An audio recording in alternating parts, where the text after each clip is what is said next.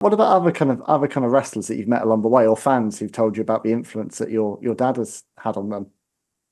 Oh my gosh, yeah. I mean, I come across it all the time, so Yeah, I love it. It's just well, it's just so as we said the last time we spoke, it's just so ahead of his time, wasn't he, in terms of the style, the energy he brought to the ring.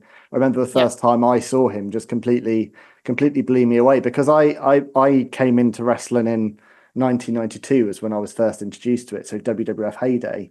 So I was yeah, spoilt because the first match I ever watched was your Uncle Brett and Davey Boy at right. SummerSlam '92. So that was what hooked me, that Uh, match. And so I had to then go back in time to then learn the history of the British Bulldogs because I just knew the British Bulldog.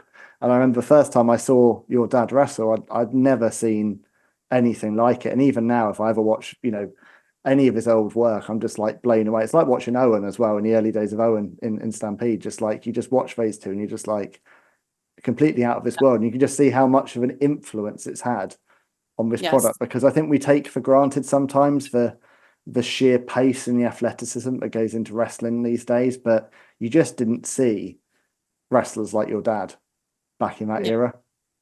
Yeah, it never gets old hearing that your dad's the reason I wrestle. I hear that a lot. And also your dad's the reason I watch wrestling.